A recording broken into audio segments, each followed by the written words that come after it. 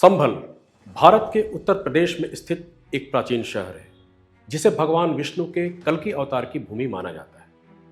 पर आज यह शहर अपने ऐतिहासिक और धार्मिक महत्व के साथ एक बड़े विवाद के केंद्र में है। अयोध्या, मथुरा और काशी के बाद अब उत्तर प्रदेश के संभल में भी मंदिर मस्जिद का विवाद गहराता हुआ नजर आ रहा है। मस्जिद और मंदिर का यह संघर्ष केवल पत्थरों का ही नहीं बल्कि आस्थाओं और इतिहास का भी है। तो आइए इस वीडियो के जरिए समझते हैं कि संभल का महत्व और इतिहास क्या है, इसके पीछे का कानूनी विवाद क्या है और संभल में इस समय हो रहे दंगों के पीछे की असल वजह क्या है। नमस्कार, मैं वॉच ओवर इंडिया से विपुल कुमार।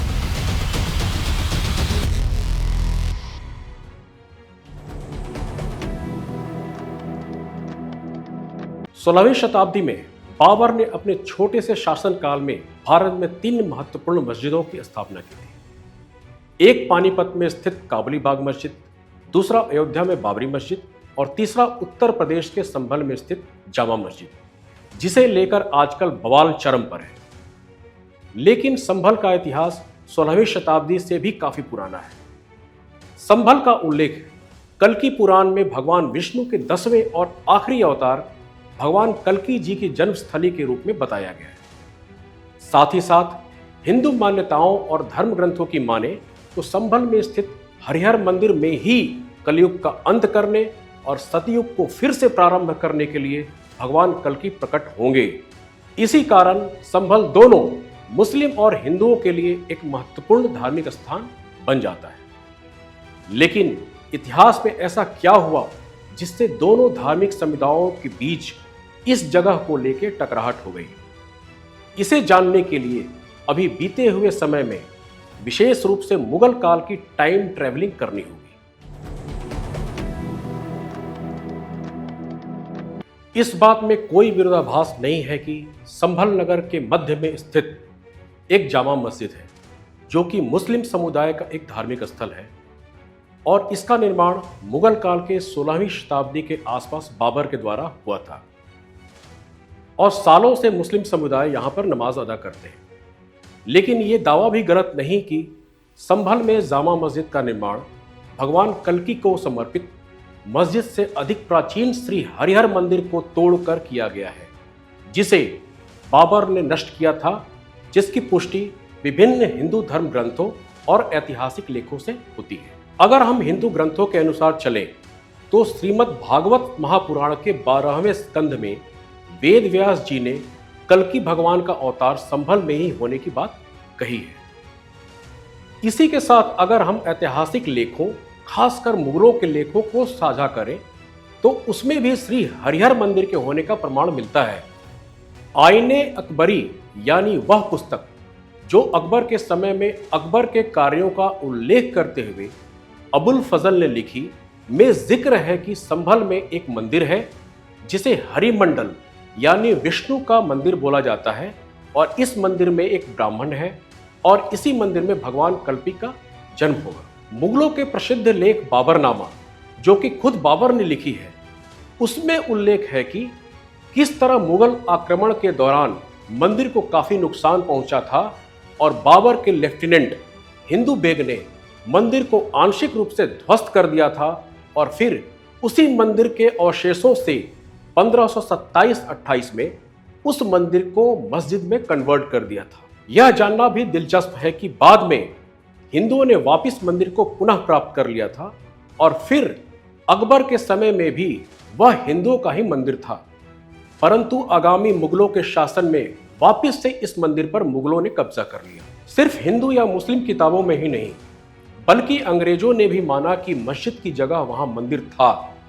जब यह विवाद अंग्रेजों के सामने रखा गया तो इस विवाद पर ब्रिटिश आर्कियोलॉजिस्ट ACL कार्लाइल ने एक पुस्तक या कहें एक रिपोर्ट लिखी जिसका नाम the 1879 report of tours in the Central Doab and Gorakhpur है।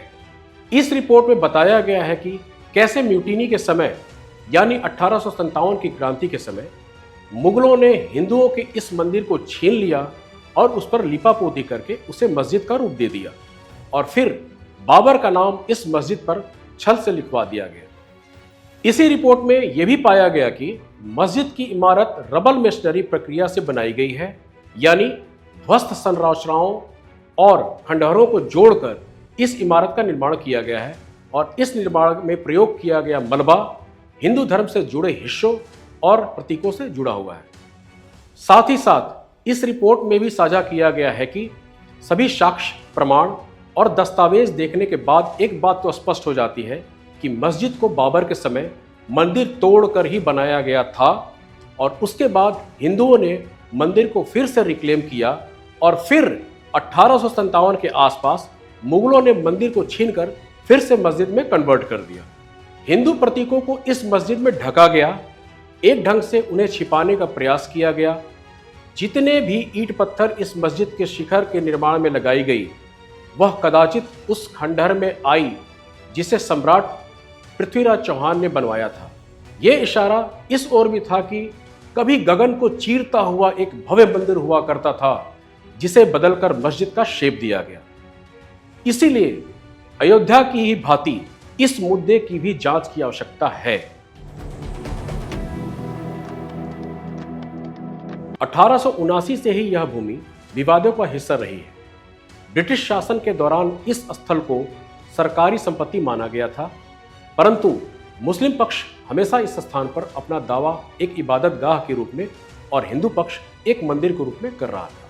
लेकिन 1991 में प्लेसेस ऑफ वर्शिप एक्ट लगा दिया गया ताकि हिंदू राम जन्मभूमि के अलावा किसी और साइट पर अपना अधिकार क्लेम न कर सके। मगर यह एक्ट इतना बुरा ड्राफ्ट है कि इसमें लूप होल्स निकालकर हिंदुओं ने मथुरा और ज्ञानवापी जैसे कई मंदिरों पर अपना क्लेम किया और सुप्रीम कोर्ट ने ज्ञानवापी में नॉन इन्वेसिव सर्वे की मंजूरी देते हुए कहा, इससे प्लेसेस ऑफ वर्शिप एक्ट का उल्लंघन नहीं होगा।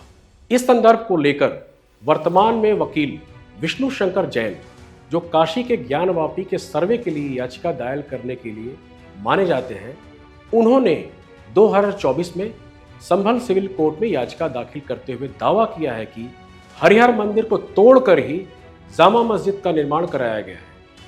यह भी कहा जा रहा है कि जामा मस्जिद के मंदिर होने के कई चिन्ह मंदिर में मौजूद हैं। इन चिन्हों में कई स्तंभ भी शामिल हैं। याचिका में हिंदुओं के लिए मस्जिद तक अप्रतिबंधित पहुंच की मांग की गई थी। दावा किया गया था कि उनके पूजा के अधिकार को गैर कानूनी रूप से नकार दिया जा रहा है। विष्णु जैन की याचिका के अनुपालन में संभल की सिविल कोर्ट ने 19 नवंबर 2024 को अपने आदेश के माध्यम से अधिकारियों को मस्जिद के परिसर का सर्वे करने का निर्देश दिया, जिसके लिए एडवोकेट कमिश्नर रमेश राघव ने जिला प्रशासन और पुलिस के साथ मिलकर आदेश की घोषणा के दिन ही स्थल का पहला सर्वे किया। लेकिन जब यह मामला कानूनी तौर पर चल रहा था तो ऐसा क्या हुआ कि संभल में दंगे जैसी परिस्थिति हो गई।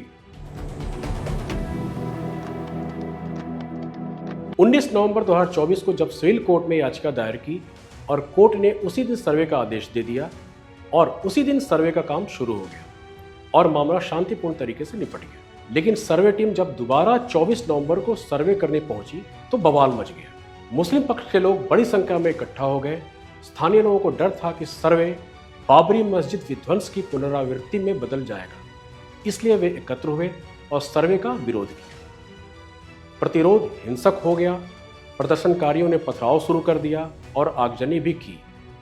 पुलिस की जीप जला दी। पुलिस ने स्थिति नियंत्रण करने के लिए आंसू गैस का प्रयोग किया। इस घटना में 4 लोगों की मौत हो गई और पुलिस बल सहित 20 लोगों से अधिक लोग घायल हो गए। लेकिन वास्तव में ऐसी हिंसा को किसने उकसाया?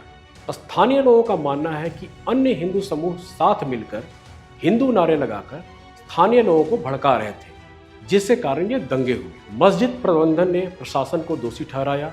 जामा मस्जिद प्रबंधन समिति ने प्रशासन पर गंभीर आरोप लगाए। अध्यक्ष जफर अली ने कहा कि मस्जिद का सर्वे गैर कानूनी तरीके से हुआ और खुदाई की अफवाह फैलने से भीड़ उग्र हुई। पुलिस और प्रशासन ने आरोप लगाया है कि सपा सांसद जियाउर रहमान बर्क और अन्य ने भड़काऊ बयान देकर लोगों को उकसाया। पुलिस अधीक्षक कृष्ण कुमार बिश्नोई ने मीडिया से बातचीत में बताया कि संभल हिंसा में 800 लोगों के खिलाफ शिकायत दर्ज कराई गई है, जिसमें सांसद जियाउर रहमान बर्क और सपा विधायक के बेटे सुहेल इकबाल को आरोपित किया गया है। इन दोनों ने हिंसक भीड़ को भड़काने का काम किया है। उन्होंने यह भी बताया कि बर्क को पहले भी नोटिस दिया गया था, जिन्होंने पहले भी उत्तेजक भाषण दिए थे और उसे ऐसा नहीं करने के लिए कहा गया था। इसके बाद भी उत्तेजक भाषण दिए गए, लेकिन रिपोर्टों पर विश्वास करें तो नए तथ्य सामने आ रहे हैं। 200 से अधिक लोगों को पुलिस ने चिन्हित कर पकड़ लिए हैं, अन्य पर छापा और कार्रवाई चल रही है। मुरादाबाद मंडलायुक्त के अनुसार पोस्टमार्टम रिपोर्ट में देसी बंदूक से गोली चलने की बात सामने आई है, जो यूपी पुलिस इस्तेमाल नहीं करती है, जिसकी पुष्टि हाल में ही जारी सीसीटीवी फुटेज से की जा सकती है। ऐसे में सवाल उठना लाजिमी है कि देसी कट्टा क्यों लाया गया और विरोध प्रदर्शन में इसके इस्तेमाल का मकसद क्या था।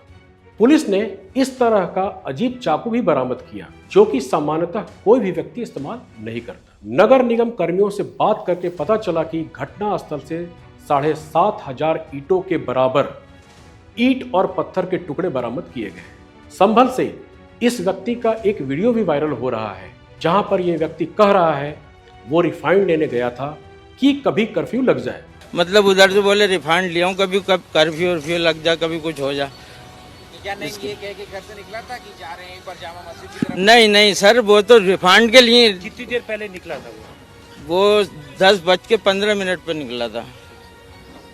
उसके 11:45 साढ़े 10 के बीच में गोली लग गई। कितने बजे शुरू हुआ था जब ये टकराव शुरू हुआ था, या पुलिस ने जब मारना शुरू किया? ये तो 10 बजे हुआ। अब आगे क्या करेंगे, क्या आप करेंगे? हम तो पुलिस के खिलाफ कार्रवाई करेंगे सर।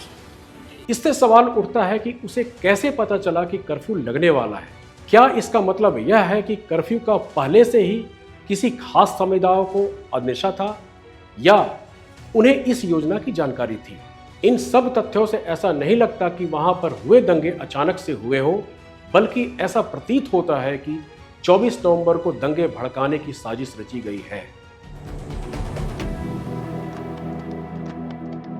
संभल में स्थिति फिलहाल सामान्य है, पर तनाव बरकरार है। प्रशासन का कहना है कि हालात सामान्य हो रहे हैं, लेकिन तनाव अभी भी बरकरार है।